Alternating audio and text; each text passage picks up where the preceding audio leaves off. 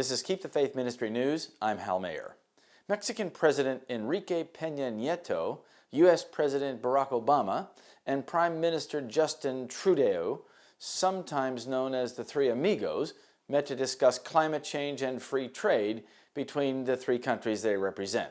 Two lavish dinners were opportunities for the leaders to meet other important people that encourage or support globalization in North America. The Three Amigos praised each other's virtues as leaders and held bilateral meetings and joint press conferences. U.S. President Obama addressed the Canadian Parliament, the first by a U.S. president in 21 years. The Three Amigos agreed to a trilateral energy and climate plan that sets new goals for emission reductions and paves the way for joint development of low-carbon technologies and dramatic increase in electricity exports from Canada. They committed to a continent-wide goal of having 50% of all electricity come from clean energy sources by 2025, a reduction in methane emissions from the oil and gas industry of 40 to 45%, and cuts in two other potent greenhouse gases. They also agreed to work together on research and development, a project aimed at commercializing clean technology. Mr. Nieto announced that Mexico had agreed to open its domestic market to all Canadian bean products, while Mr. Trudeau rescinded visa restrictions on Mexican travelers imposed by a previous government to curb bogus refugees. The Brexit vote added new impetus to the summit held at Canada's National Gallery June 29 to July 1. Though the summit had originally been intended to address climate change, the Brexit caused the three leaders to change their plans to include an emphasis on free trade. They were keen to express the sentiment that there is a part of the world that believes in openness and trade, and free exchange of people and goods. The three leaders of North America trumpeted the benefits of liberalized free trade and the necessity of countries to work in unison. Their emphasis on free trade, they hope, will act as a counterweight to the rising anti-free trade movement in the United States.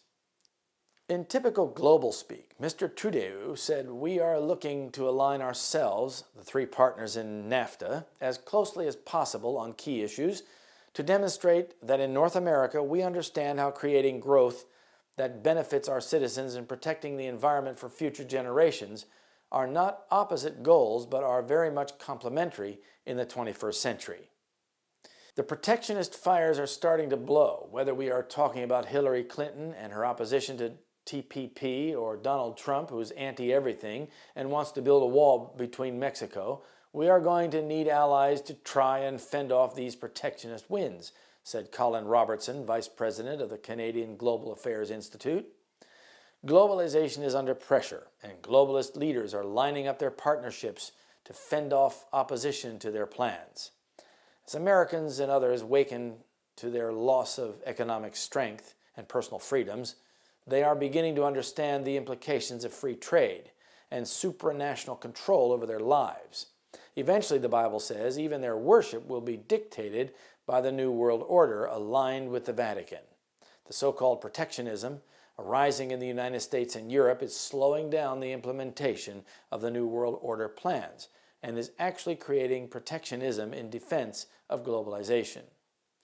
There are times when we can see the effect of the angels holding back the four winds of heaven.